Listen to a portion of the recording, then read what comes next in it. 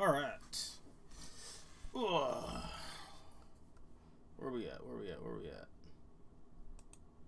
There we at. What's going on, guys? How we living? How we doing? Let's see. Rolling. Roll up in here.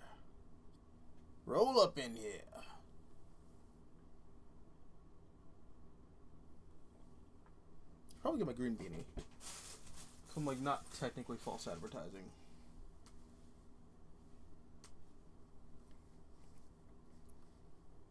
Hello. What's going on? How you doing, Supreme?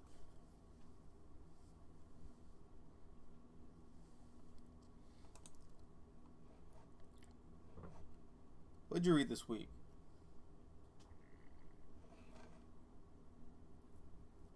Drop that in the chat. That's a pretty big week, to be honest. I got like a lot of comics. I read Naruto. I read the first 48 volumes. Jesus Christ. That's something that like I commend you for. I read, I think the first like 12 as they were coming out because I'm old as shit. But yeah, I think I read those. And then I just like watched the anime from there. Apparently they're like super different. Not super different, but like filler, obviously. I think Naruto's like the poster child for filler. I actually want to fill out my my bookshelf with more manga. I don't have a lot there. It's actually kind of embarrassing. I have like Astro Boy over there. When I get like another bookshelf, I'm gonna get like a bunch of my Blue Exorcist. I only have like the first like, I think I have the first 6 volumes. I'm gonna try to collect the rest from there, but I'm gonna like put them like right there. So I guess I'll have like a manga bookshelf and a comics bookshelf. Although my comics bookshelf is getting rather full and overpopulated. So I might have to start giving away some of my stuff. Or selling it. I don't know, whatever. One Naruto, the manga is much better than the anime. The anime suffers some flanderization, filler, and padding. Yeah, that's definitely a problem I hear with Naruto. Dragon Ball Z has a very similar problem too. So I'm told. I haven't actually like sat down and read Dragon Ball yet, but yeah, I have been told that watching the show is a very different experience than actually like reading the manga, because the manga sort of hits you like this. Everything moves at like a snapping pace, whereas the show just like every like 5 minutes you just cut to someone going like ah, and they're just doing ah for like 10 episodes, and that's like a problem that the manga doesn't have. But yeah, I'm definitely gonna have to check out the Naruto manga at some point. When I used to work at a comic book store, Boruto was like really popular.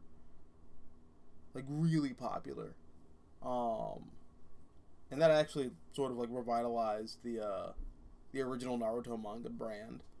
So I know for a fact Viz Media is not pulling those bad boys out of syndication. I know for a fact it's not gonna happen. So I have like all the time in the world to check those out.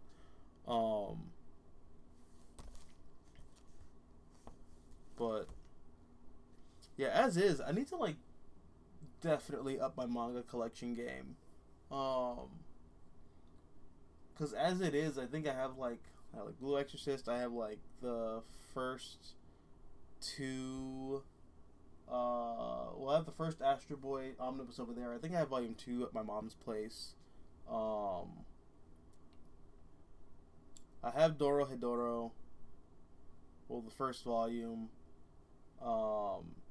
I have the first volume of Blame, but that did nothing for me. That was not. I don't know. I wasn't feeling it. I also have Noise, which is like the prequel to Blame, and that just didn't do anything for me either.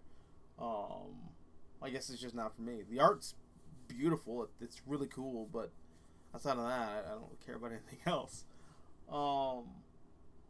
What else do I have in terms of like manga? I don't know. Oh, I have My Hero Academia. I have like the first 10 books of that, and I also have I think I have like volumes 1 through 6. No, 1 through 4 of Chainsaw Man. That's a really good one. I like Chainsaw Man quite a bit. I like kind of want to talk about anime and manga, but like I feel like because it's just so popular, I what the fuck do I have to contribute to that discourse? There's nothing to really talk about there for me. So I don't know, but yeah, I don't know. There's not like I've been asked by people why I don't cover manga as much as I do like regular American comics. It's not that I don't read manga. It's just that I'm like a I am a tiny speckle, if you will, in a sea of 800 million bajillion other voices, because everyone talks about manga right now. It's like super popular. But yeah, that's the way I stay in my lane. But I do like manga a lot. There's also like a lot of really good manga out there right now.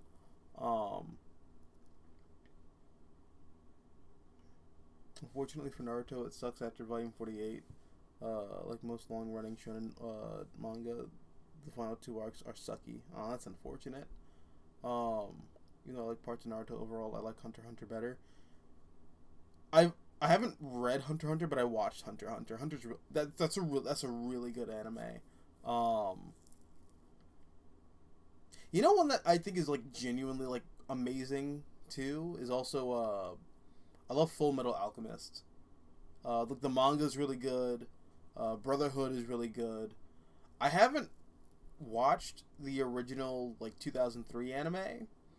Everyone told me it's bad, but I've also been told by like a handful of people here and there that like it's actually good if you just sort of look at it as its own thing. So that's definitely something to do in the foreseeable future, but not foreseeable future, in the future-ish. I think it's twice as long as Brotherhood, and I'm not. Brotherhood was already really long. It took me like, how long did it take me to like watch all of Brotherhood? It took me a while. It took me like almost half a college semester to finish Brotherhood. So yeah, if the original like anime is like twice as long, I'm not doing that. I'm not doing that. At least like, not for a while. Hype for Hickman and Capullo's Wolverine. Abso-fucking-lutely I am. Dude, oh my god. Hickman 2.0 has arrived, man. I am super excited for Jonathan Hickman taking on Wolverine. Though, it's... I will say, my initial reaction to the news that Hickman is going to be doing a Wolverine miniseries with superstar artist Greg Capullo is, damn, Marvel is throwing out all the ass, all the apology ass for fucking up the Krakoa era with X-Men. Like, the more I look at what Hickman's doing at Marvel now, it doesn't feel like master planner Jonathan Hickman, like we got from like 2006 to like 2015 or so. Like that era Jonathan Hickman, who's like, yeah, I'm gonna write this 50 issue comic, and the second arc is gonna have like 2 panels that call back to the first arc, the first page of the first arc, and it's gonna pay off in like another event 10 years from now, but it's also gonna reference another miniseries that I wrote in between that in like 2009, and like we're not getting that Hickman anymore. That Hickman, I think, has done what they were going to do between like Fantastic Four and the Avengers and Secret Warriors and Shield and all that, everything up to Secret Wars, and also the Ultimates. I feel like that Hickman, he's done. That Hickman is done. The Hickman that we're seeing now is just, he's just chilling, doing cool shit. He's just vibing, you know. I don't think the Hickman that we have now is working off of like complex charts. I feel like he's tuckered out because I think everything that went down with Krakoa just sort of I think that got him to a place where he's like, yeah, fuck it, we're just gonna have fun now. And I think now he's just having fun, and I'm down with him just having fun. And you could also tell like some of the projects Marvel's throwing his way, like you get Spider-Man, you get Wolverine, you get a whole line over the fuck there with a new Ultimate Universe. We're gonna give you a new Ultimate Universe over here. Have fun. This is Marvel's apology tour to Hickman for jerking him around for so long. Yeah, I'm excited for it though. Like Hickman is still like an amazing writer, but I'm not really expecting I'm not expecting the Hickman from like 10 years ago to be doing the current era Hickman stuff. I feel like we're in a different Hickman era, and I'm more excited for Hickman just having fun and shit posting with comics. If I'm gonna be honest. But Hickman, you know, I'm excited for his Wolverine. I'm excited to see what he does with Wolverine. It looks like in some of the pages that Greg Capullo posted on his Twitter, he's doing stuff with those like hyper evolved zebra people from his Avengers run. So I'm interested to see where that goes. I don't know. It's fucking Hickman writing Wolverine. God damn it, dude. Yeah, I'm down. I am so down. God damn it, dude. I'm here for it. Also, the original Fullmetal Alchemist is way better than Brotherhood in my opinion. Damn, really? Okay. You are like the third person I've heard say that, which I know isn't a lot, but like 3 is a pattern. Batgirl gritty reboot, the Joker's assault baby plotline.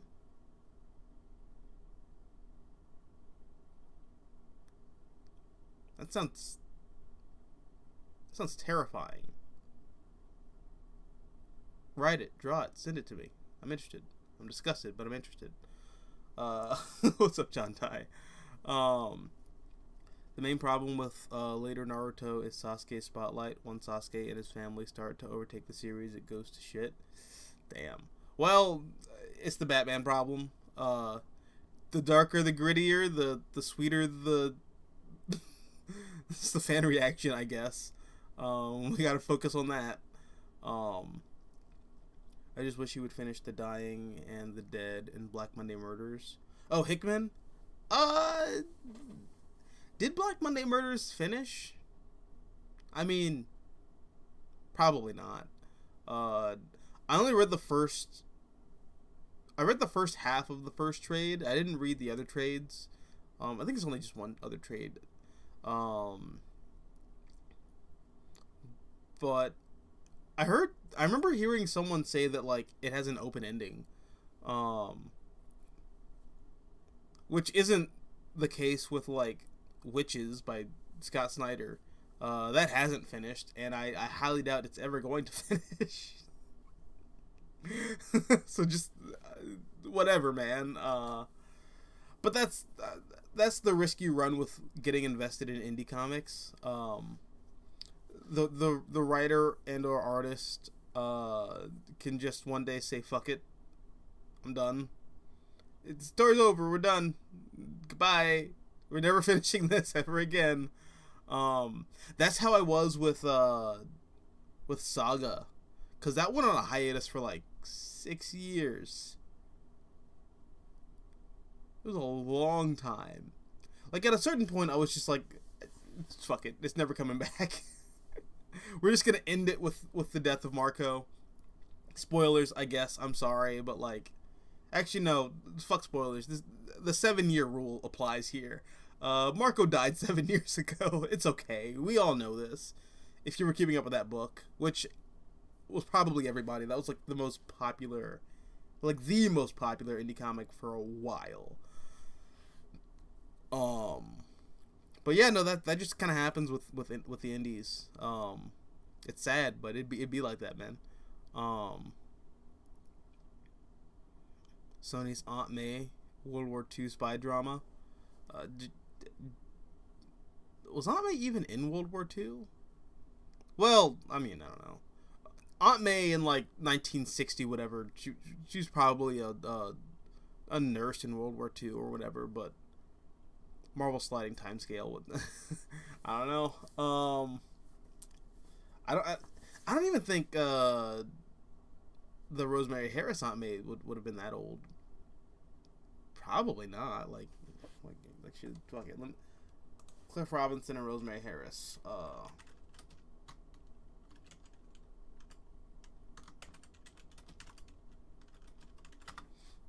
Rosemary Harris is 96. Damn. Looking kind of good for 96. Damn. But all right, 1927. Actually, she probably would have been like, should have been like a teenager. There are a lot of people who lied about their age to help in the war effort. You know, I could see I could see Aunt May possibly doing something in World War II. Maybe not a spy, but like, I don't know, something, I guess.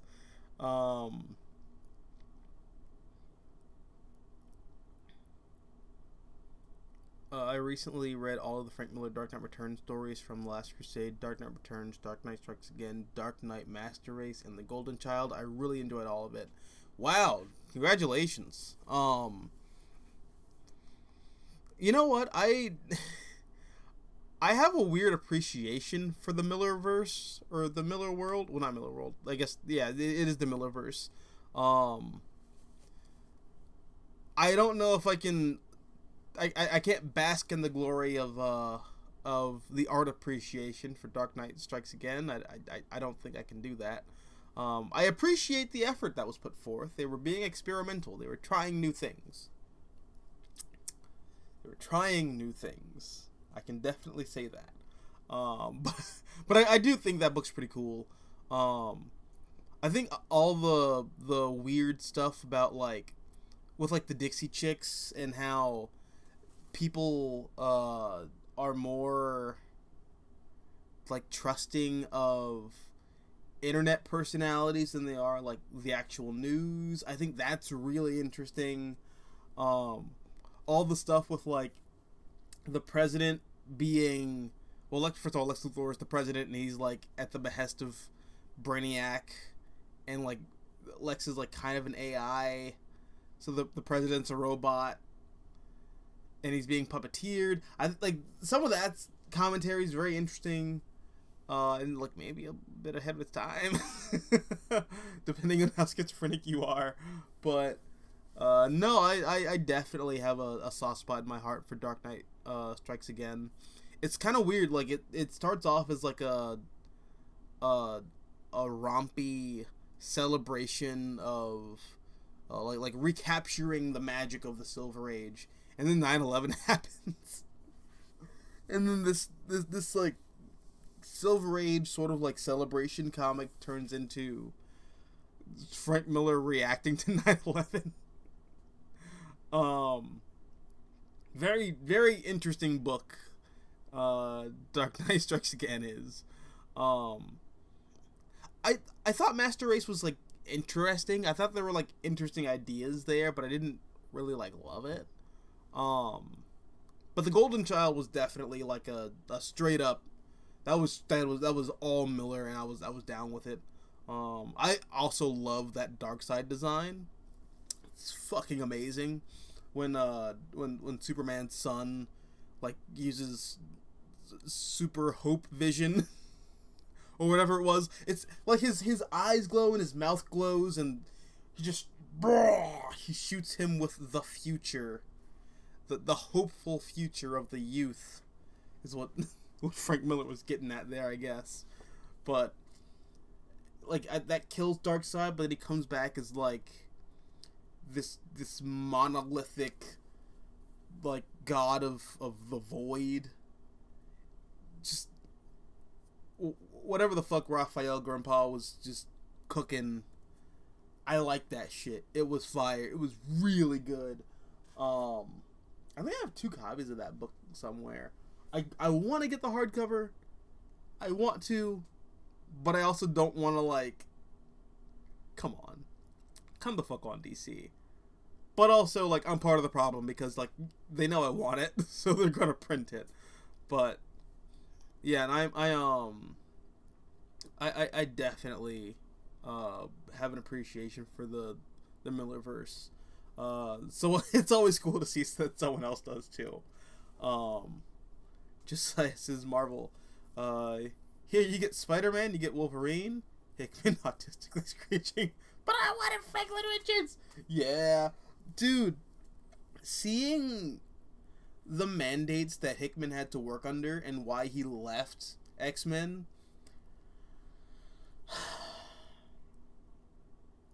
Yeah, man, I get it. It sucks because I remember like this was years ago now.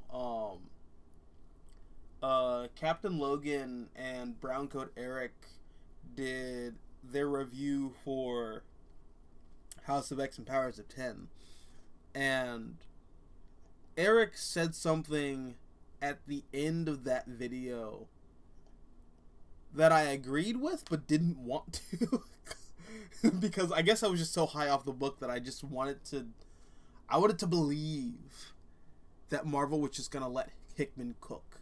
They were just gonna they were gonna take a step back and just let Hickman do his thing the same way that Hickman did his thing with the Avengers and with the Fantastic Four and with S.H.I.E.L.D.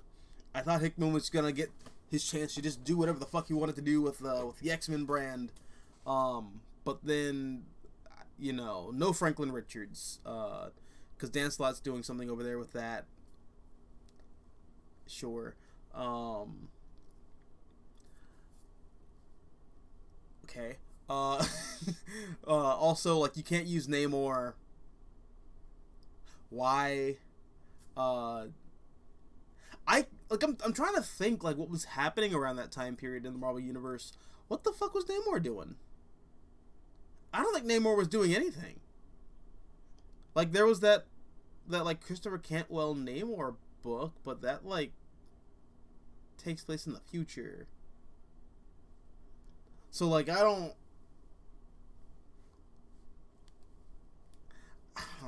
know. And he wanted to do something else. But Marvel like threw the band hammer down and was like, no. And it's just like, I don't understand a lot of Marvel editorial's priorities. Like, I don't get where their head's been these past, like, or their collective head has been these past, like, really the past 20 years, but like like especially the past like 4 or 5. they've been making some really weird decisions. Um, like I remember hearing that Christopher Priest wanted to write Iron Man. Like the big reason why Christopher Priest just went to DC and is just doing DC stuff now is because he campaigned to write Iron Man, and then Marvel gave the book to Jerry Duggan. And Jerry Duggan's not a bad writer, you know. No disrespect to Jerry Duggan, Mr. Duggan. You are appreciated here on the Mystical Green Beanie channel, the Let's Talk Comics podcast. I appreciate you, Jerry Duggan. But Marvel, Jerry Duggan ain't no Christopher Priest. What the fuck are you doing? The fuck you doing there, man? That's like Paul Verhoeven saying he wants to make like a Marvel movie and then getting fucking Michael Bay's assistant coffee boy to direct it instead. Again, no offense. What the fuck? What are you doing? Where is your head at? Okay, that was actually very cruel. No. Maybe not Coffee Boy, but like that's like Paul Verhoeven saying he wants to make like a Marvel movie, and then you give it to fucking, I don't know. I'm trying to think of like a director who's like cool, but like not like, not Paul Verhoeven. I don't know. Simon Kinberg. Simon Kinberg is pretty good, but like Paul Verhoeven or Simon Kinberg, come on. That's basically what this comparison is. Yeah, I don't know what Marvel editorial's trying to cook, but they aren't cooking. They're mixing ammonia and bleach in the kitchen, and they're causing everyone to hack up their lungs. Grant Morrison confirmed in the 2000s that DC All-Star Universe is the Dark Knight Returns universe, and All-Star Superman takes place in the future. That's pleasant. I mean, like, as you sort of progress in that universe, I don't know how that's the case. Because, I mean, on the one hand, it kind of, I don't know. No, no. I feel like Grant was just saying that to, like, be a good sport and carry the All-Star line, but like, no, that doesn't make sense at all, actually. Yeah, like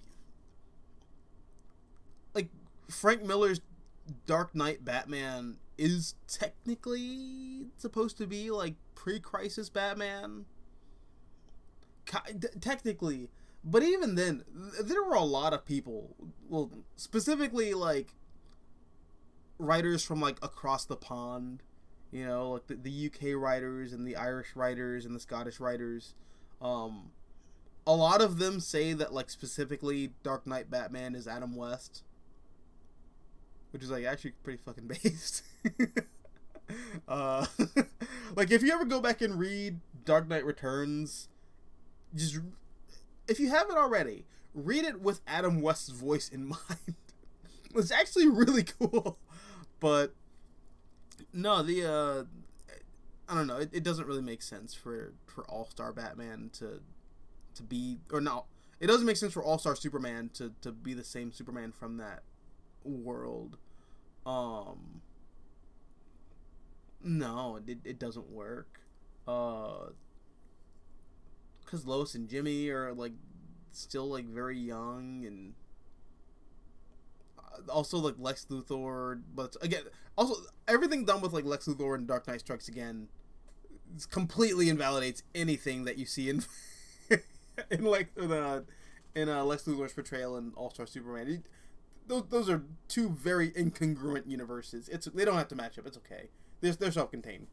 I'm not gonna try to do mental gymnastics to make them fit. I love Carrie's Batwoman design in Golden Child. I'll also love the cover with her holding the Molotov cocktail. Yeah, no, she again. Raphael Grandpa just knows what he's doing. That was a really killer design.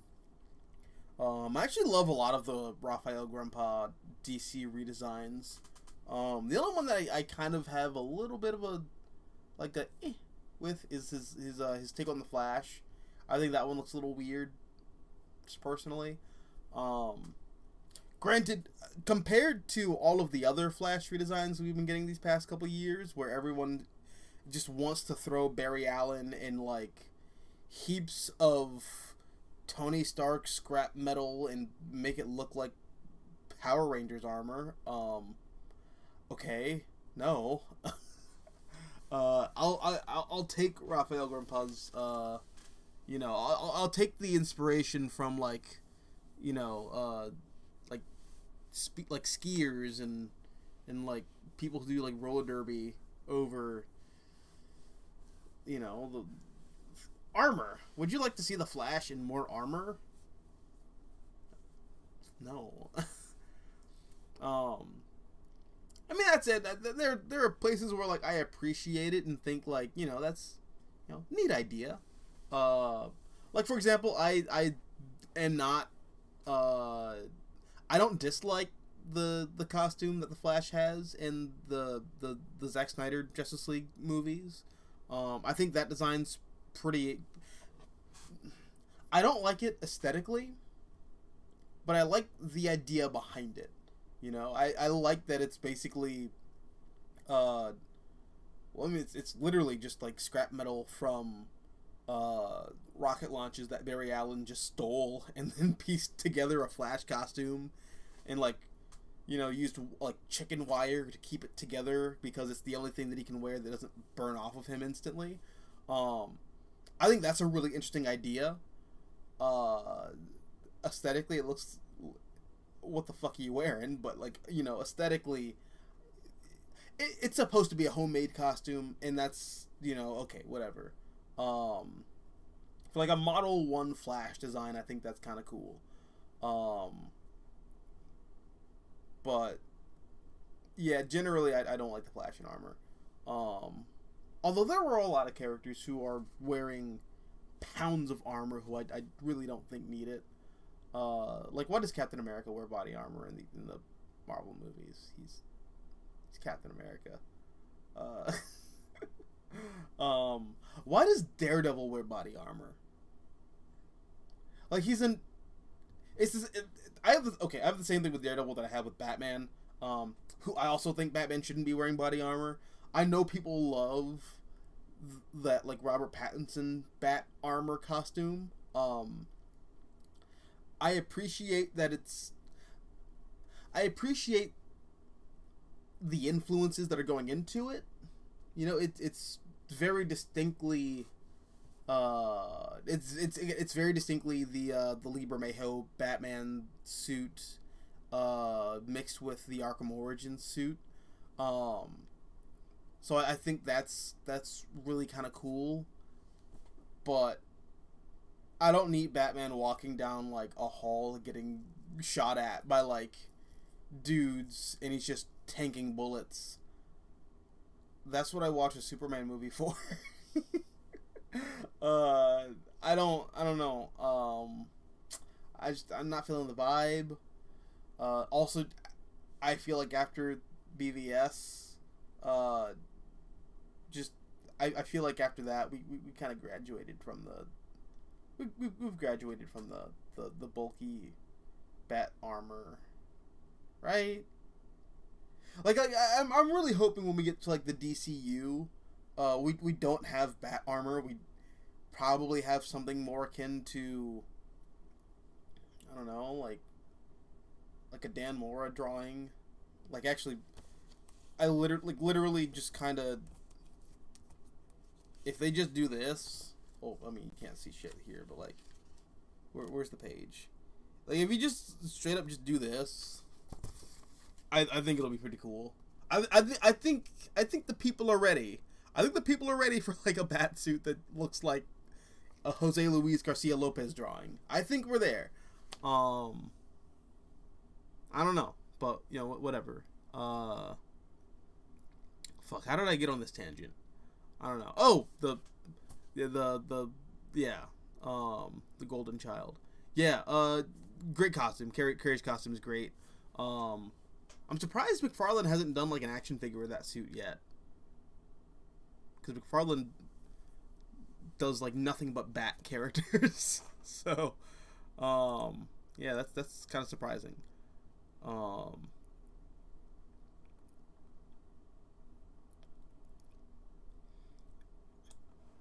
While reading Dark Knight 2 Master Race, it made me retroactively like Strikes Again more, in the idea of what's the difference between a freedom fighter and terrorist.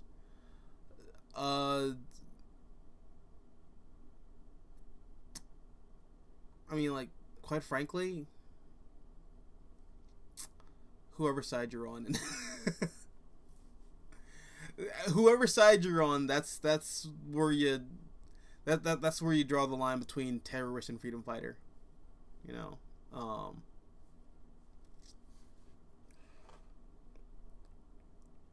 Mystical Green Beanie, the blows himself up dude, gritty reboot. Thank you. I like hearing that. Sasuke suffers from the Wolverine problem. He worked as the rival in part 1, but due to both popularity and also the creator loving drawing him, he and the Uchiha clan... Wait, right? Yeah, the Uchiha clan start to overshadow everything. Yeah.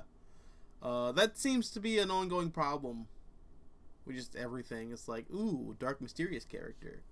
Let's dissect you and completely get rid of any of the mystique surrounding you, which is like 90% of your appeal.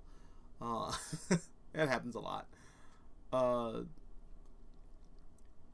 Batman in Dark Knight Strikes Again is a freedom fighter, and the Kryptonians are terrorists in Master Race. Yeah. Although...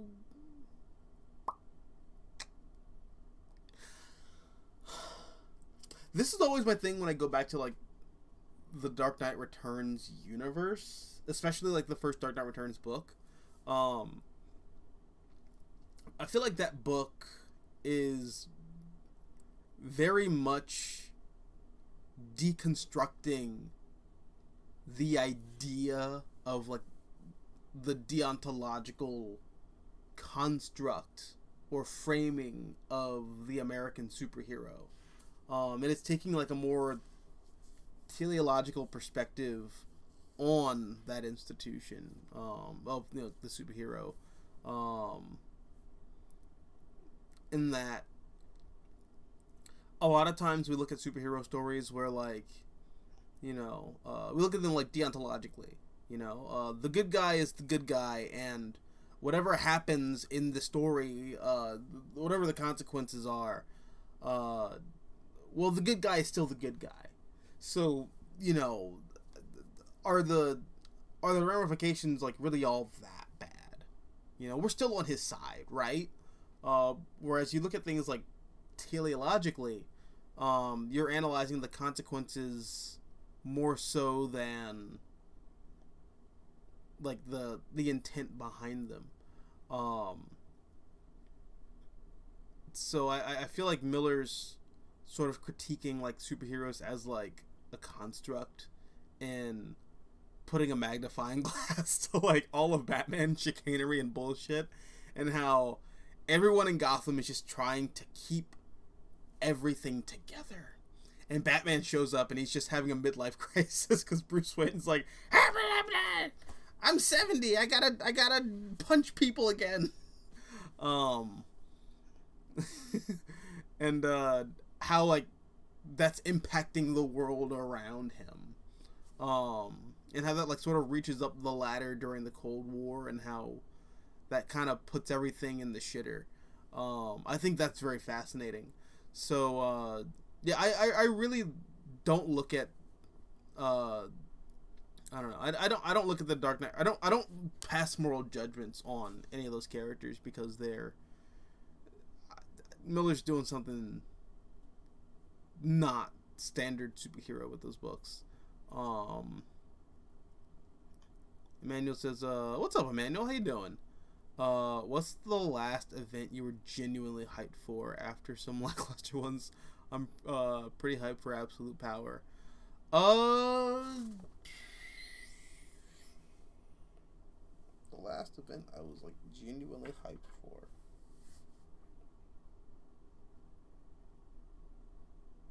You know, I thought going into it that Lazarus Planet, I thought that was gonna be like really cool. Because first of all, it was like Mark Waid coming back to DC and doing like leading an event, and second of all, it was it was a DC event that did not involve a multiversal crisis. So I was super excited, and then it came out, and it was just eh.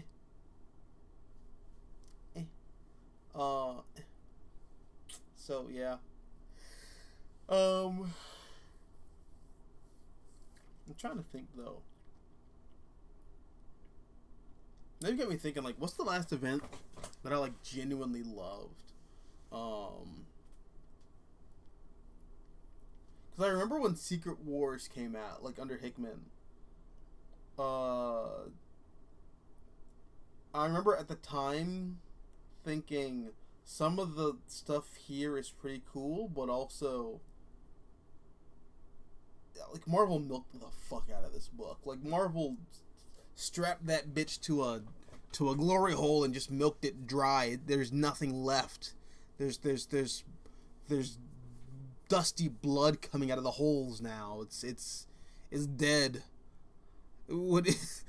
Do you want Power Pack Battle World? Why, Marvel? What are you doing? Stop this madness. Like that's kind of how I felt about it at the time. Even if like the main story was like pretty cool, I remember like feeling overwhelmed by it. But it does read really well in like a vacuum. It's actually really good.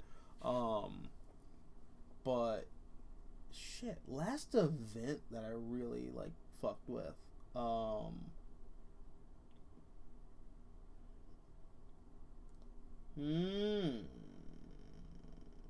Damn. I don't know. I don't know the last event that I got like really excited for. You know what? No. King in Black. King in Black was the last one that like I thought was like genuinely really cool. And I followed like tangentially here and there. I still haven't like read the entire thing because I'm one of those I'll read it in trade people, and I haven't gotten to the trades yet. I'm like just there. I just finished Venom Island.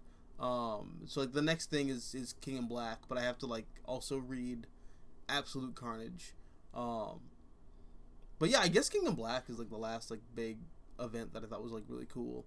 Although I can't say that I was excited for it. I was more so just like, what is this?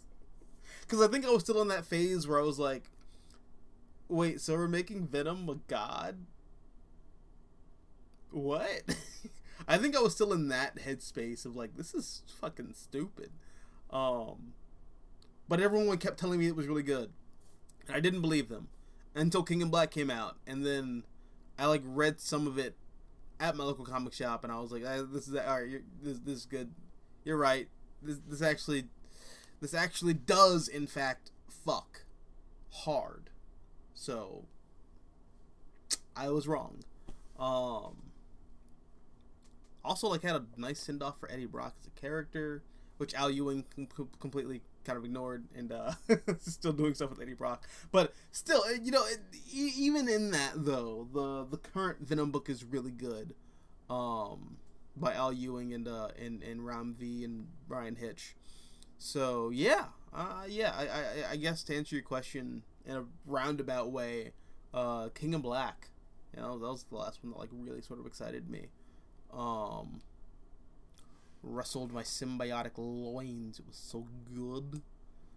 So tasty, so good. Dennis Hopeless Rider among the mid-tier. Damn, why you gotta be so mean? Why you gotta be so rude? Dennis Hopeless is human too. You have to marry that man. Marry him anyway. God, that song was... That song played everywhere when I was like a kid growing up. I kind of hate it, but it's a banger. Gritty reboot Iron Man. Paul Verhoeven's Iron Man. Listen. Listen, I feel like Paul Verhoeven would have had a field day making Iron Man in like the 80s.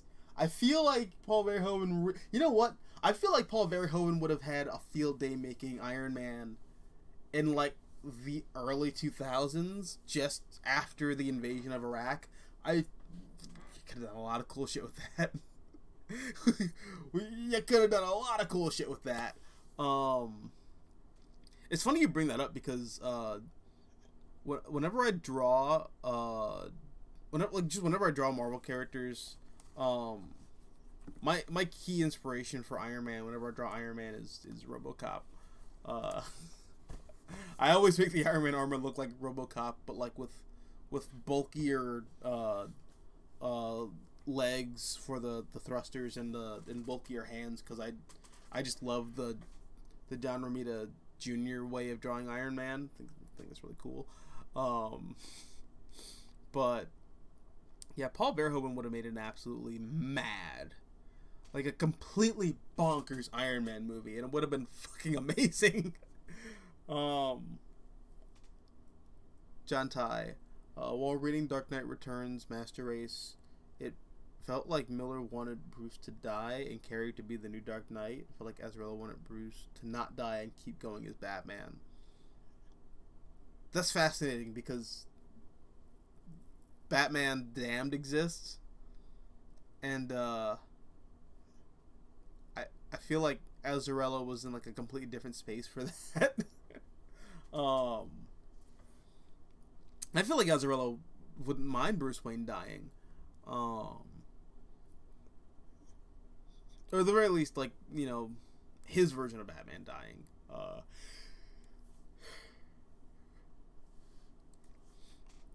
All-Star Superman being the future of Dark Knight Returns universe. I don't know. Sliding time scaling crisis events. Yeah, you need a couple crises to happen in order for that to work. 1610 Man says gritty reboot designs, leather plus body armor plus utility add-ons plus textures. You just described every superhero movie costume over the past like 25 years, and you're right. Sometimes it works, sometimes it doesn't. I feel like the Elektra design from like the Daredevil show worked really well. It's just the Daredevil costume itself doesn't work. Adam West already did classic blue and gray batsuit. He did! And it looked good for the, you know, sort of Silver Agey comedy that they were making.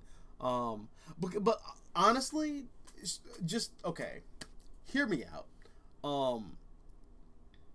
Take the Adam West batsuit template, okay, and just like put that on top of like the Arkham Asylum batsuit from the video games. Just do that. Just do that. And then there you go. You have the perfect movie batsuit. I think anyways, but what the fuck do I know? I don't know. I think it looked really cool.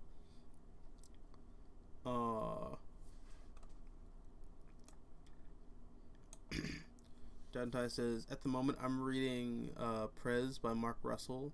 I just finished reading the first issue and it predicted the idea of the internet joke like these nuts running for president. That book was definitely ahead of its time. It was really good.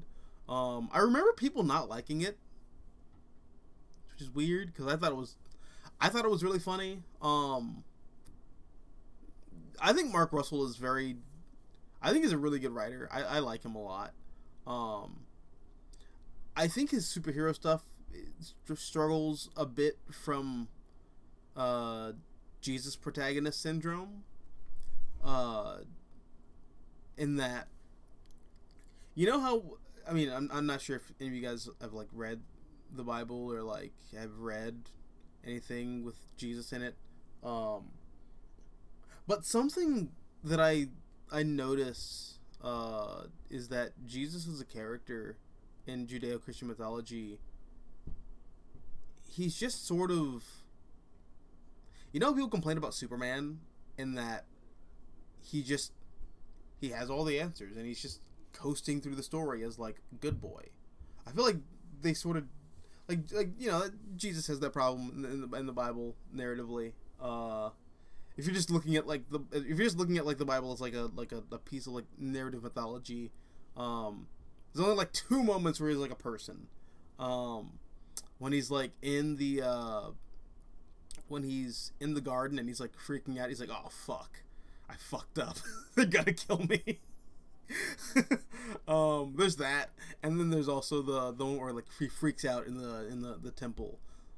Those are like the only moments where like he's like a relatable person. Outside of that, he's like this higher than thou being, which is the point of religion, I suppose. So, you know, duh, no doy. But you know, just looking at it like narratively, that's why I call it like the Jesus problem, when you have like characters just sort of coasting by and they're just good boy. I feel like Mark Russell has that problem with like a lot of the superheroes narratively. But let's see. As a Hunter fan, Karapika is a better written and handled version of Sasuke. Has the right amount of focus and good writing. Yeah. Yeah. I have nothing to add to that. Yeah, you're yes, you're right. I agree. um Another criticism I have with Naruto is the poorly written and treated female characters. There are times where they can really work, but sadly at the end they devolve into simping for the boys. Yeah, the only one who doesn't really suffer that is like Madame Tsunade. She's like the one female character who's like actually like she's a boss. She's the boss. Like literally, she's the boss. Well, like she's a boss. Michael Bay's Pain and Gain equals Michael Bay's Captain America, literally written by MCU cap writers. I was hyped for Death Metal by Scott Snyder and really loved the story at the ending for the New 52. You know, yeah, you're right. It is the ending of the New 52. It's really fun for what it is. I have problems with it just in that it feels like a discount version of Final Crisis. But I felt that way with a lot of DC events, and not even just events, a lot of DC stories, ever since Final Crisis came out. I feel like everyone looks at that as that's DC. That's the new cosmic DC touchstone. In the same way that like everyone sort of looked at Crisis on Infinite Earths for like 20 years as to how to tell a cosmic DC story. Everyone now just looks at Final Crisis as to like, this is how we tell a cosmic DC story, and it's just like, I don't know, we can do other things, I think, anyways.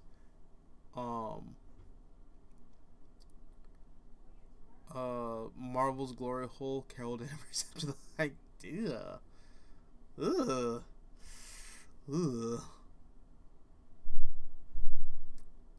I want to say that was written by Chris Claremont, in celebration of Avengers 200 coming out in Epic Collection, but damn, maybe even that's a step too far. Oh, what's up, Adam? How you doing?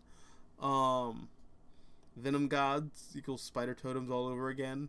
Yeah, but this is actually cool. Well, no, I take that back. Because I think the spider totem idea is actually pretty cool too, but the problem with it is that nobody outside of Straczynski knows how to write it. Whereas with like all the space god King in Black shit that Donny Cates made up, well, Al Ewing and Brian Hitch and Ram V are doing a fucking fantastic job with all of that. So, you know, it just comes down to who follows you in the writing pool.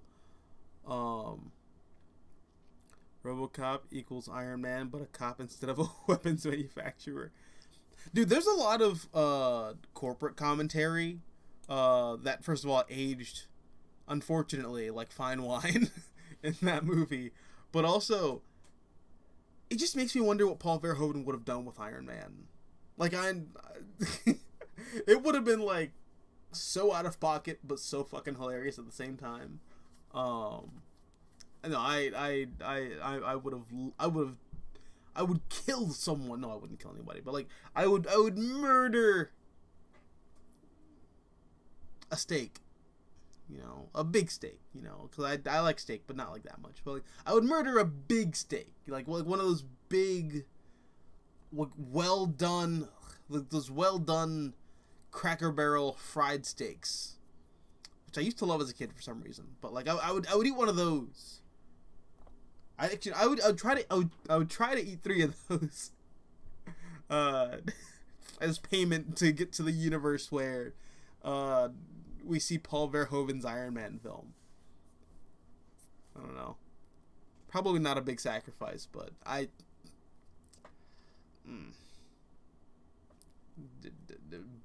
butter banana deep butter fried steak is not it's not good.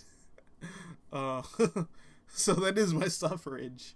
Emmanuel says, having watched Crisis on Two Earths, I think that Earth 3 has a lot of untapped potential. What do you think is the biggest untapped gold mine in the Big Two? I mean, there's a couple.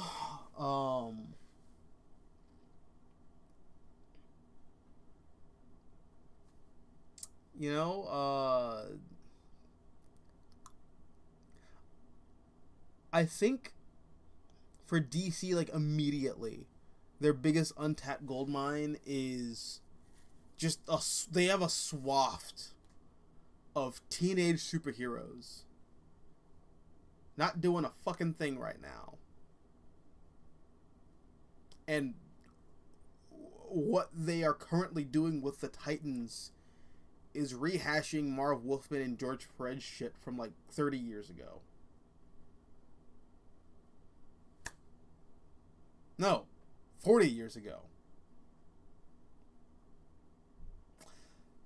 That's pretty shameful. Just, you have Sideways, there's Nobody, there's yeah, honestly, you could do something with John Kent and maybe get a writer to actually like make people like John Kent, put him in a Titans type setting. You have Duke Thomas not doing anything right now. You also have you have Cassandra Cain and Stephanie Brown. They're Batgirls, but come on, I don't know, whatever. We can do more with them. You know, there's also like there's like a lot of other like just teen superheroes out there that just aren't doing anything. Like, what the fuck is Stargirl doing right now? How old is Stargirl right now? Is she like still in her like is she still a high schooler? Like, yeah, if Stargirl's still a high schooler, throw her on the Teen Titans. It doesn't matter if she's on the Justice Society. Quite frankly, I'm saying this as someone who likes the Justice Society as a concept and likes those characters and likes that legacy. But fuck the Justice Society. Throw Stargirl on the goddamn Titans. Throw Emiko Queen on the Titans. Like, You have all these teen characters, all these teen heroes in the DC Pantheon right now. You can do a Titans book with like these actual teenagers. But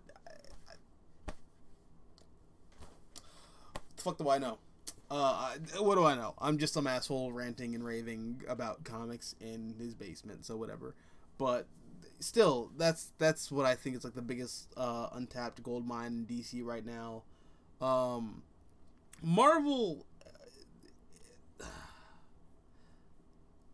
I think Marvel's biggest untapped gold mine is Legacy. I see why they backtracked so hard over these past like 2 or 3 years, and I get it. But the problem wasn't replacing all of your legacy or all your dynasty heroes with like new legacies. That wasn't the problem with Marvel like 4 or 5 years ago.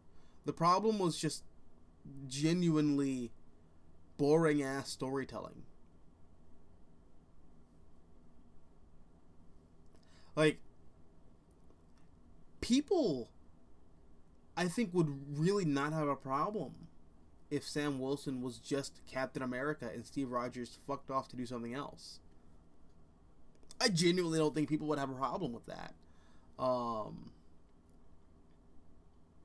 Just like I don't think people would have a problem if Logan Howlett retired the Wolverine mantle permanently and said, you know what, I don't like this, I don't want to do this anymore, or at the very least, I don't want to be Wolverine anymore. Like I'm letting this era of my life go. And then Laura goes off and becomes the new Wolverine. That's an interesting status quo. Or even just having Logan die and then Laura takes up the mantle as the new Wolverine. That is a really good idea. It has a lot of like strong, powerful narrative legs. The problem wasn't replacing Wolverine. The problem was Tom Taylor on that book. And, like, no offense to Tom Taylor, but that book was ass. That's the problem.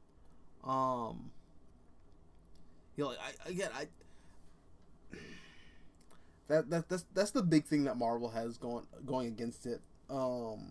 They have all these legacy heroes lined up, but they're like nervous to let go of the iconic mantle holders. So you're having like the iconic mantle holders sort of like sharing the mantle with the new kids on the block, and it's just it feels inorganic.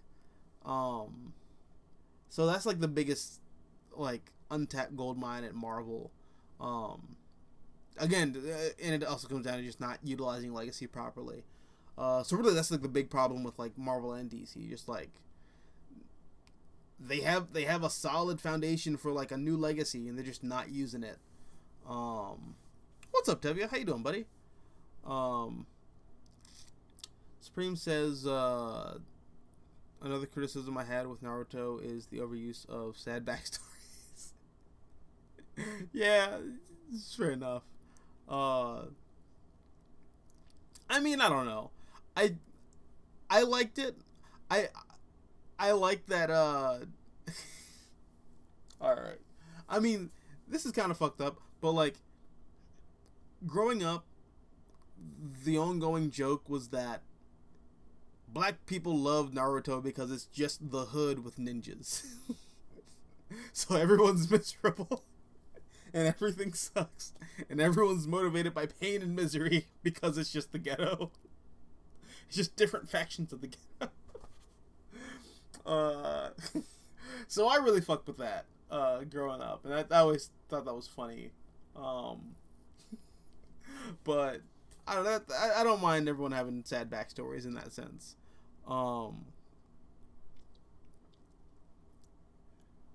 Didn't we get Dark Knight Returns seed in BVS? We did, and it looked really good. Uh, I don't know why we don't just keep doing that with Batman, because it worked. It worked. We can leave body armor behind because it worked. The Jim Lee bat suit works in live action. We we can move on now.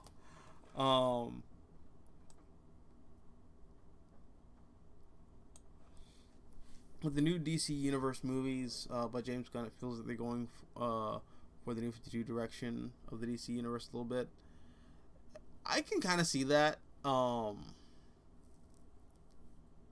You know,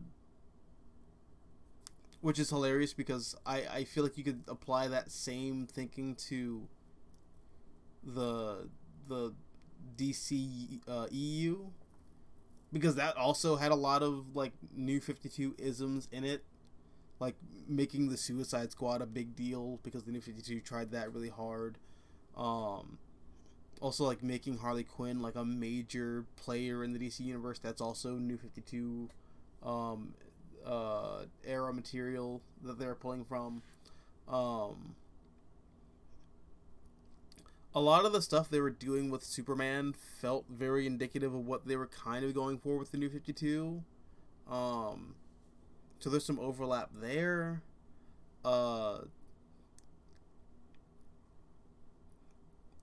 Also, like Wonder Woman just straight up being the daughter of Zeus. That is literally just that is ripped from Brian Azzarello and Cliff Chang's run on New 52 Wonder Woman.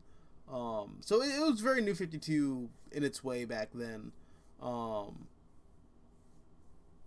mean, like, but you're also seeing New 52 stuff in like the early phases of the DCU, like the Authority being like having a heavy presence in the origins of this new universe.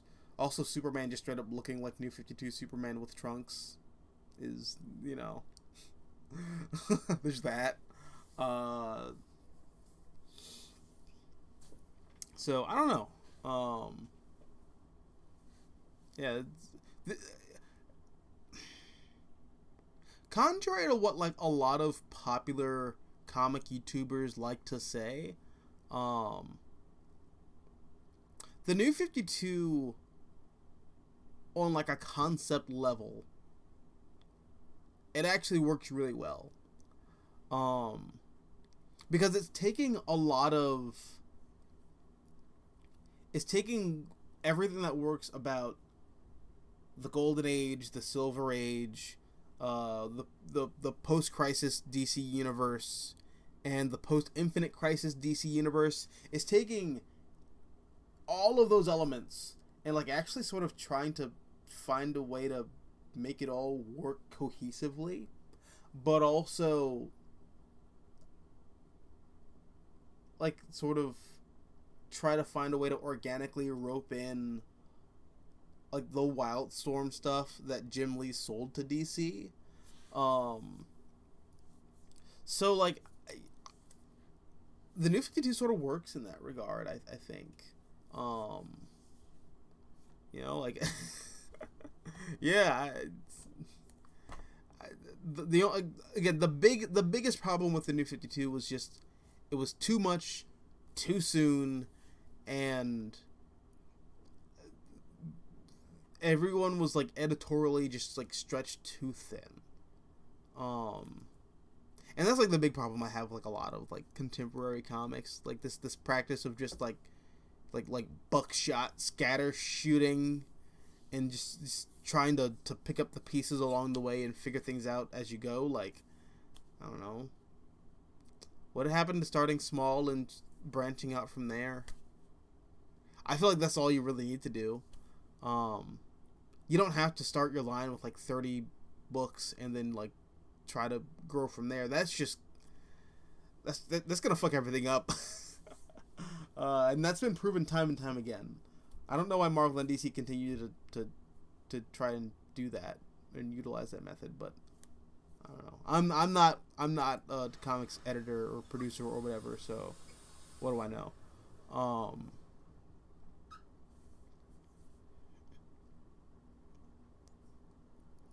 Before Iron Man movie came out, I remember seeing RoboCop photoshopped as live action Iron Man. I do too. I remember those. I think I had one of those as like my the family desktop wallpaper for like a while on our computer. What's the most unhinged thing you've ever read in comics?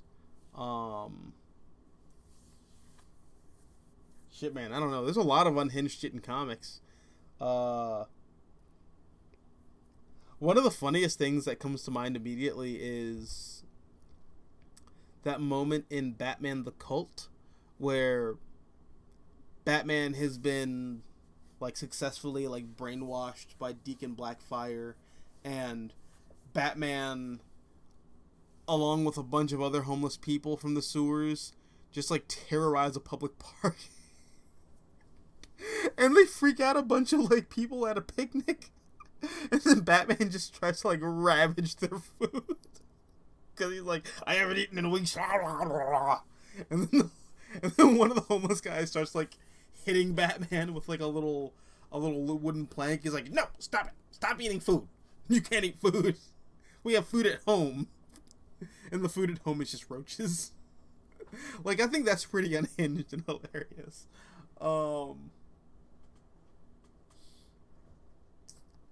Yeah, that was pretty fucked up.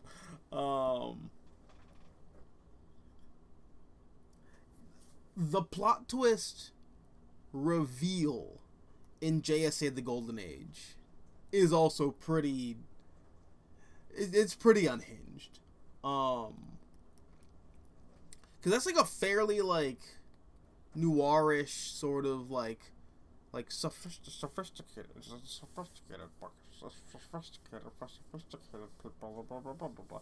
And then you get to the I mean, I don't want to spoil it for anyone who hasn't read it, but like you get to that part and you're like, oh shit. Like, whoa. And the way they like write everyone's reactions to that reveal is like, oh fuck. So yeah, that was pretty bad shit. But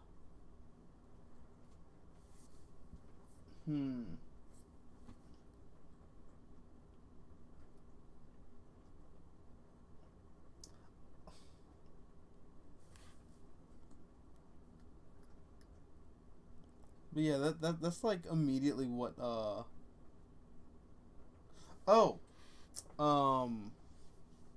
Hit Girl getting shot in Big Game. That was pretty bad shit. But it was like a time displaced version of Hit Girl, so like it was okay. It was fine. It was just, there's two Hit Girls, and we killed off one, so it's fine. That was pretty unhinged. But, although pretty much everything in Big Game by Mark Miller was like unhinged. Like you could just rename that book Unhinged and it like still applies. So that was pretty cool. Tevye says, speaking of DC Comics or Marvel Comics, it reminds me, any opinion on the whole Superior Spider-Man book coming to an end? No, because I didn't read it, and I probably won't. So, no opinion from me there. Adding religion with Superman equals boring as fuck. No pictures, just words. It depends. Some people do it really well. Like Grant Morrison's approach to like religious mythology with superheroes is like actually really cool. It just, I feel like some people use religion without like actually thinking about the narrative and cultural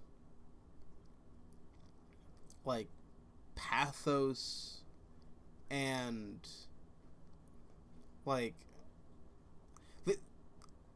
they utilize like a lot of the iconography without actually like understanding why it works. And that's where I think you sort of run into like really crappy like religious allegories that should be cool or interesting but just aren't. I think since people just aren't thinking actively about the allegory or the religion for that matter, they're just sort of going like, pretty picture, it's deep because it looks like this, Um, but no, Daredevil Born Again is like chocked full of religious imagery, and it's like amazing. So I don't know. It just depends on who's doing it and how well they're doing it. I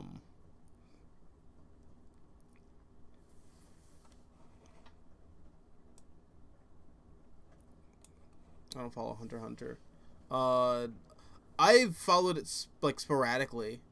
I have like a working knowledge of Hunter x Hunter. But I do want to like read the entire thing.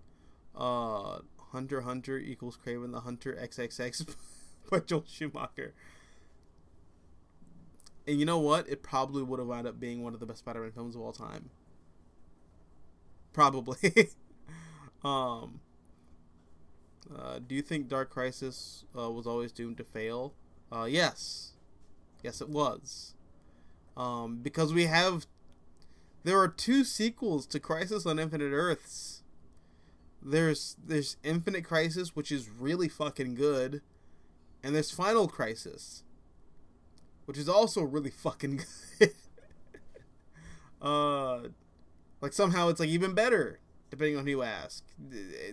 In that case, me, if you're asking me, then yes, I think it's better. Which is insane, because like I already think like Infinite Crisis is like a near perfect comic event. So I don't know, man. It was never gonna live up to what we had before. So yeah. Dragon Ball gritty reboot is just the Snyderverse. Are you calling Superman a monkey? You fucking racist. What did you read this week? What did I read this week? Let's see.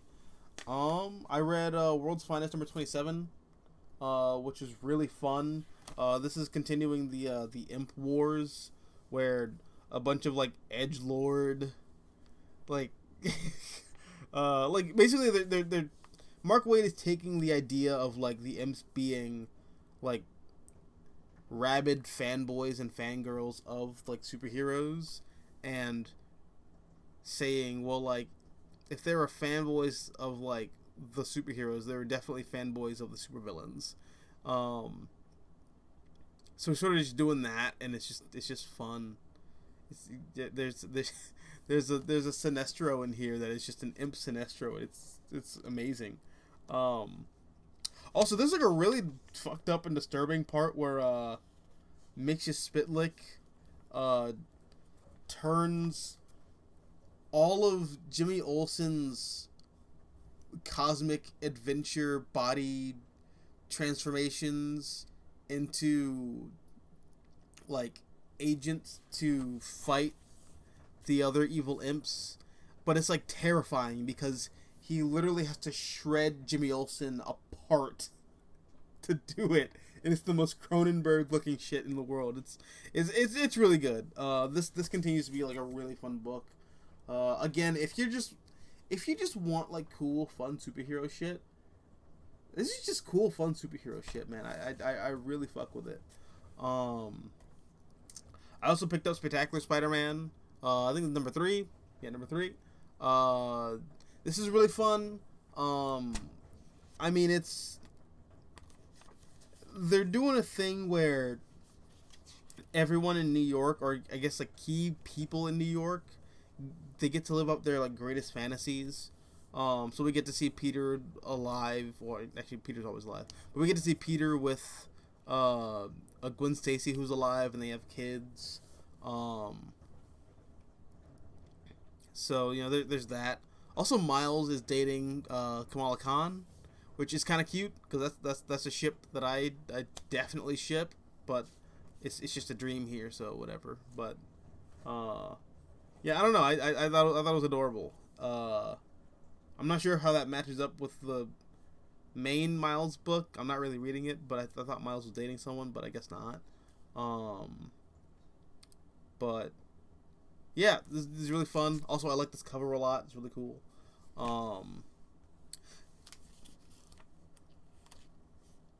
The book ends with like Mintalo though, and Arcade, because I guess someone had to use Arcade for something, but they're the villains of the issue, I suppose. I don't know. Immortal Thor has been really good. I picked this up. I liked it a lot. Al Ewing is like also just bringing in other Norse gods that just aren't present in traditional Thor books. Like he brings in Tyr. He brings in the Norse god of poetry. Fuck was his name? It's like Brag or Barg. He brings in Uller. So like yeah, no, there's a lot of like reverence for Norse mythology in this this book, and I think that fucking Al Ewing is just this. If it doesn't get its knees cut out from under it like every other Thor book has these past like 15 or so years, if it doesn't get that treatment, this might wind up being probably the best Thor run we've had since Walt Simonson. I feel confident in going that far with it. So we also have Black Panther #4, or I guess Ultimate Black Panther #4. This book continues to also be really interesting and fun. It's just a really solid Black Panther book in a time where Black Panther is just Black Batman in Wakanda. Which doesn't make sense, because Wakanda's supposed to be the perfect society. But I don't know, whatever. I'm not reading 616 Black Panther. I read the first issue of that and I was like, I'm good. But this is really good. This is great. I like this a lot. And last but not least, I picked up Batman First Night. This is book 3. This is the conclusion to Dan Jurgens' sort of like Elseworlds Golden Age Batman adventure. It was really fun. It was really it's this is a really fun book. And I hope to God we get more stuff like this from DC with other characters. I like the way that like he sort of plays with the idea of Batman like using a gun and how Bruce Wayne would feel about guns even like in the 1930s. I do feel like given the way this book ends, Batman should be wearing a different costume. Maybe something a little more, not like Silver Agey, but like get the longer gloves, like like maybe straighten out the ears, because as time progresses, Batman's costume does sort of become something more classic.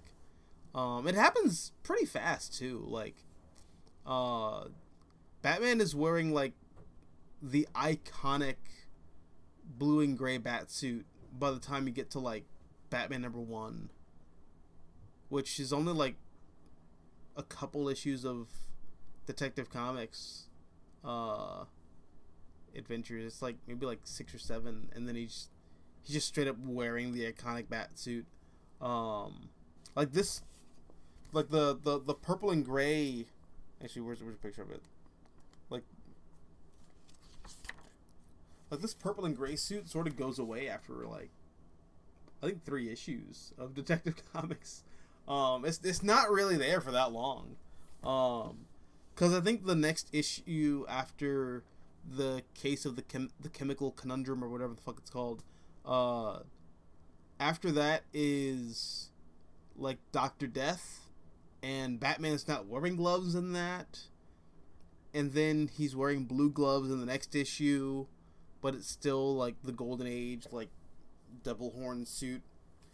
But then after that he starts like wearing a new bat suit where like the ears are like this, and he's wearing like gloves. Like they don't have like the fins on them, but like they have like they pull up and they go up to his like forearm. So I feel like maybe Batman should have worn something like that in like the last couple pages of this, or I guess the last page of this, because he's in like a new state of like being. Bruce Wayne has sort of like hit this sort of peace with himself that he will never be at peace, but he's not gonna be like a violent, like, demon about it. But yeah, I don't know. It's a really good book. I liked it. I'm gonna read all of these at once and see how it reads together as like one story. I suppose just like 3 issues. But yeah, that's what I read this week. So he says, I'm tired of Venom going to time travel because it makes no sense. You know what? Fair enough. But I think it's cool. So yeah. I acknowledge and respect what you don't like, but I do like it. What about some Boruto? I have no opinion on Boruto. I don't have an opinion.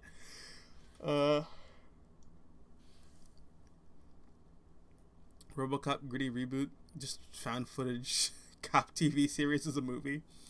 Now you know what, like the dark and gritty reboot of RoboCop is gonna be?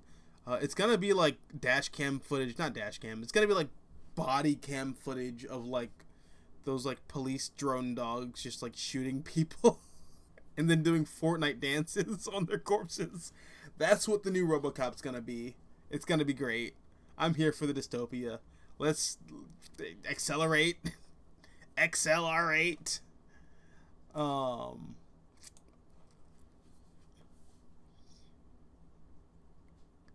Even Naruto himself devolves into a simp for the boys. Damn. Yeah, he keeps saying, Sasuke, I gotta have you. I mean, yeah. Do people give a damn about Sideways? No, they don't. But if DC put like a modicum of effort into like doing literally anything with that character, I'm sure people would.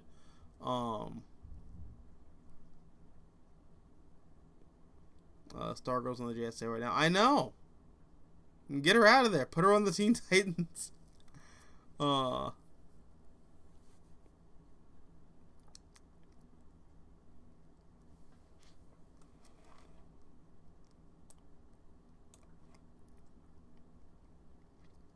Do you think Marvel Comics wants the main Amazing Spider-Man book to keep being bad while Ultimate Spider-Man is successful? No, I mean, you brought that up to me before, but no, that's not what they're doing at all. I'm not saying that this doesn't happen in the business world. Like, there are definitely ventures where like people will tank one product in hopes that like another product will be drastically more favorable by comparison. That does happen, but that's not the case with this book, or at the very least, that's not the case with Amazing Spider-Man. Nobody at Marvel is trying to like actively sabotage Amazing Spider-Man to make Ultimate Spider-Man sell better. Ultimate Spider-Man sells really well because it's just a really fucking good comic book. And it's giving people what they have been asking for with Spider-Man for like 20 years. And Amazing Spider-Man is just ass because it's ass. You know, everyone on that book, they just, you know, no offense, nothing but love, namaste. Them niggas don't know what they want to do with the character. Spider-Man's been in this weird creative rut since like the Clone Saga. And I've talked about this before in videos, but like the story of Spider-Man is a coming of age tale, but Peter Parker came of age in like 1992. Like, he's married, he was on the road to having kids. This character came of age already, and now Marvel's just stuck in this weird spot where they're like, what do we do? We don't know what to do with Spider-Man. And that's been the main problem with the Amazing Spider-Man comic. It's just nobody at Marvel knows what to fucking do with that character or that book. That's the actual problem with Amazing Spider-Man.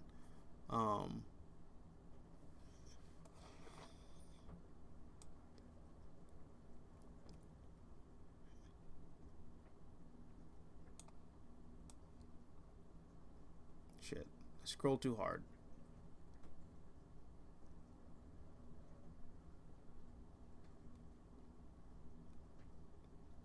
New 52 Teen Titans reads better as a complete reboot. I remember not liking it, but fair enough. Um,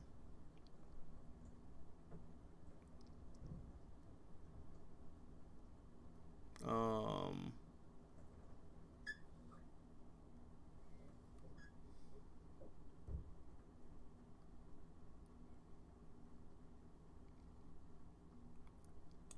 my problem with the overuse of sad backstories is that it tries to make villains more sympathetic, and it doesn't work.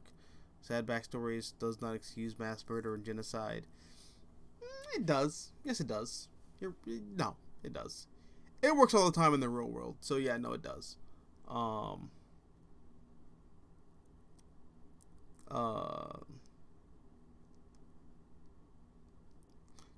Ultimate Marvel equals the template for the MCU, and the DC New 52 is the template for the DCEU. Yeah, I wonder what the template for the DCU is gonna be.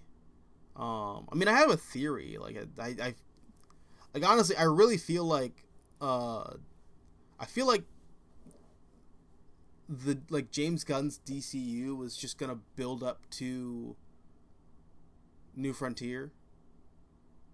I feel like that might be that's gonna set the stage for like a proper Justice League. That's why there's no Justice League movie that's been announced. I think that will be the Justice League movie.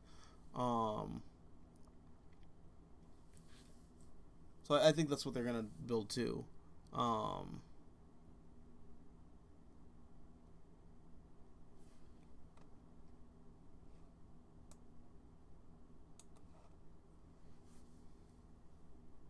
I did read the new Black Panther book. I thought it was really good.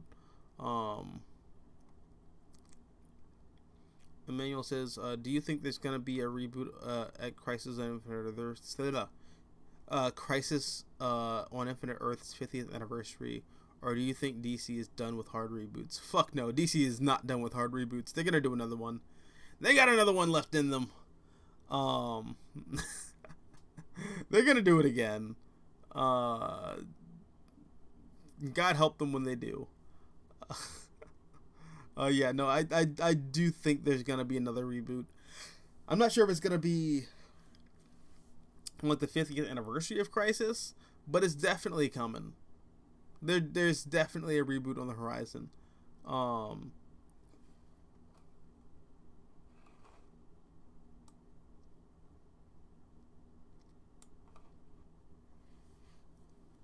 I think Joker's actions in The Killing Joke might be the most unhinged thing I've ever read.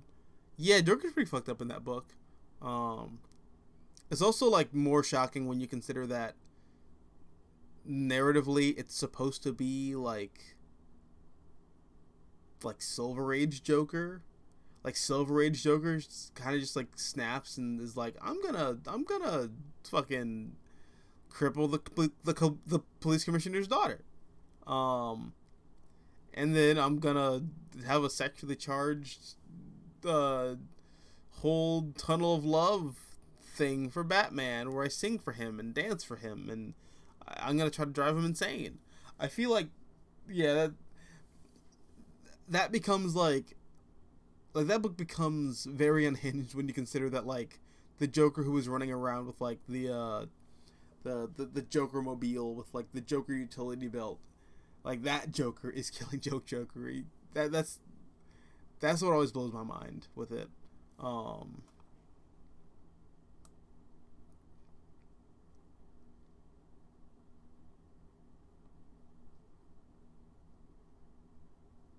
Yeah, Miles and Kamala as a couple is really cute.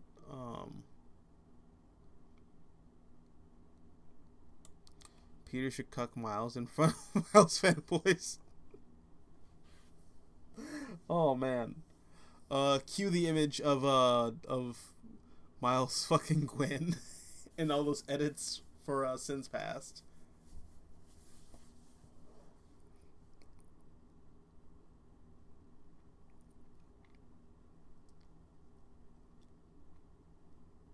Pop culture doesn't even know who mainstream Gwen Stacy is anymore.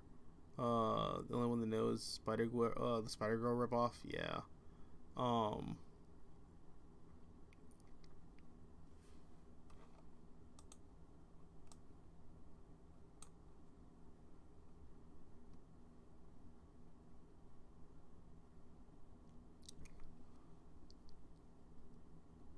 isn't the Dark and Gritty reboot just the RoboCop comic by Frank Miller? No, the Dark and Gritty reboot. No, well, the Frank Miller comic is just a sequel to RoboCop that we never got. Which is a comic, and it's actually like really good. I like it a lot. Oh, good night, Tevya.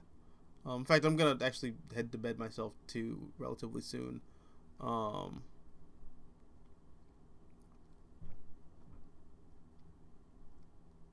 yeah, no, the comic of RoboCop 2 is like significantly better than the movie. I have to painfully, reluctantly agree that the best version of RoboCop 2 is the comic that we got from Frank Miller. Which it honestly works as a comic, you know. But yeah, it should have been the movie.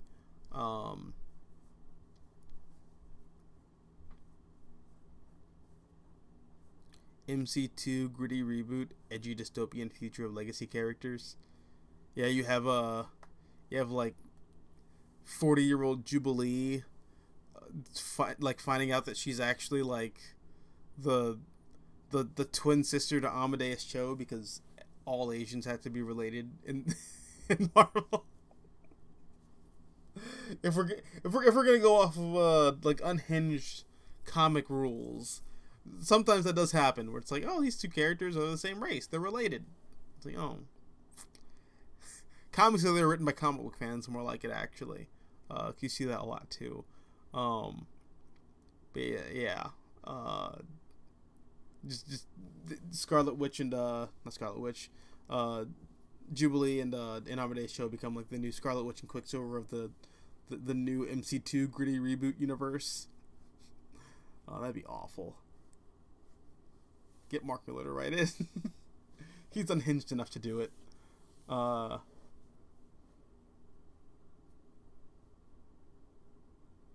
Yeah, that's true. We are getting a new sort of like Ultimate-esque universe from Scott Snyder. And I'm cautiously interested to know what that universe is going to look like. Very cautiously.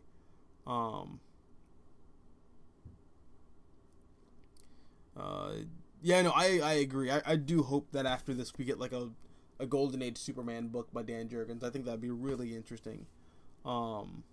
I feel like Dan Jurgens found a really interesting way to marry Golden Age Batman with like the more traditional pop culture Batman in this book. So if Dan Jurgens does do a Golden Age Batman book, I'd be really fascinated to see what that looks like. Also probably keep the artist, because the artist of this is amazing. Yeah, Mike Perkins and Mike Spencer, they did an amazing job with this. I think Mike Spicer might be the letterer. Oh no, the colors were by Mike Spicer. Oh, these are really good. God, look, this is breathtaking. Look at that. That is gorgeous. This book is so fucking good.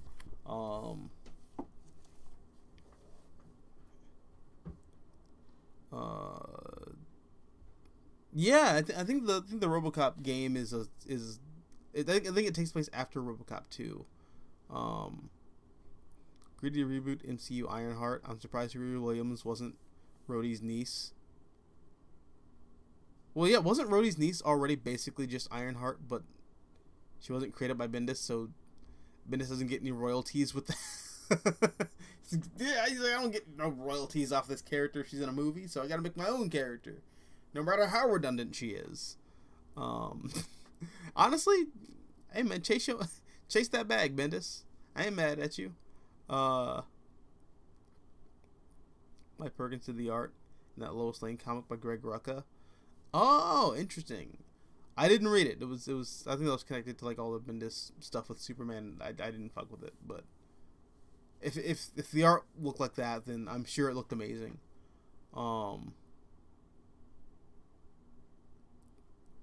you go. All right. On that note, Hasta la vista, guys. Thanks for showing up. And yeah, I hope to see you in the next one. All right, take care. Enjoy with comics. And yeah, that's it. Stay y'all best behavior. Do it. Or else I'll find you. And give you a high five under the table for not being on your best behavior. Peace.